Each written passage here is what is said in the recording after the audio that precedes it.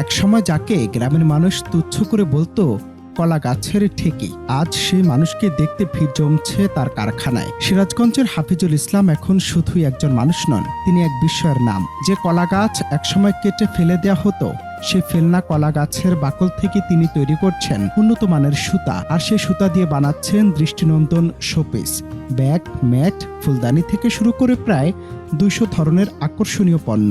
অবহেলা, ব্যঙ্গ আর দারিদ্র্যকে পেছনে ফেলে আজ তিনি হয়ে উঠেছেন হাজারো মানুষের অনুপ্রেরণা। হাফিজুল ইসলামের পড়াশোনা মাত্র 5ম শ্রেণী পর্যন্ত, কিন্তু স্বপ্ন ছিল আকাশ সমান। যখন তিনি প্রথম কলাগাছ থেকে সুতা তৈরির পরিকল্পনা করেন, তখন অনেকে তাকে পাগল বলে উপহাস করত, কিন্তু থেমে যাননি তিনি। নিজের মেধা আর অক্লান্ত পরিশ্রম দিয়ে তৈরি করেন কলাগাছ থেকে সুতা তৈরির বিশেষ মেশিন, আর সেই মেশিনই বদলে দেয় তার ভাগ্য। বর্তমানে সিরাজগঞ্জ ও গাজীপুরের কোনাবাড়িতে বড় পরিসরে চলছে তার 2টি প্রজেক্ট, যেখানে কলাগাছের ফেলনা অংশ থেকে উৎপাদন হচ্ছে পরিবেশ বান্ধব সুতা, যা এখন তৈরি করছে নতুন এক সম্ভাবনার গল্প।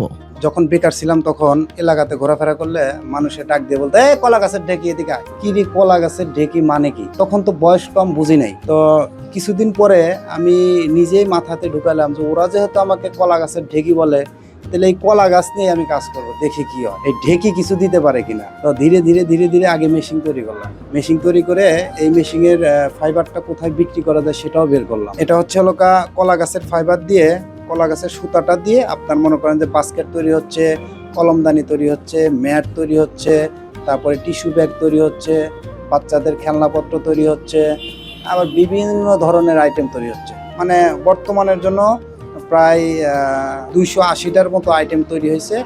সবচেয়ে অবাক করার বিষয় হলো, হাফিজুলের এই উদ্যোগ শুধু তার নিজের জীবন বদলায়নি, বদলে দিয়েছে হাজারো পরিবারের ভাগ্য।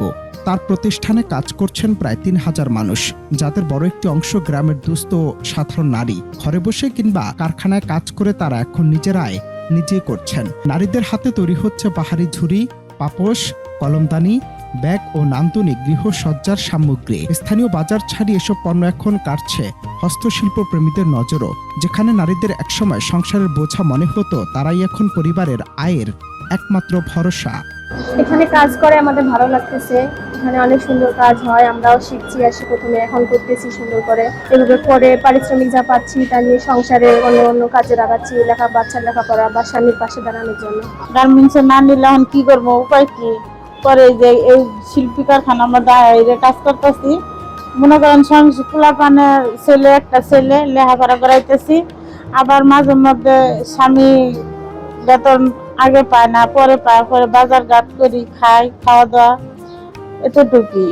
মেনি ব্যাগ, মেসাল পাড়ের পাপোশ এনে তৈরি হইতেছে। আমরা ঘরে বসে থাকি, কি করবো, আয় কাম নাই, কোনো জোনার দিয়ে পাইবার পাই না, পারলি বেড়াম এসে মরে যায়, সোজা কথা।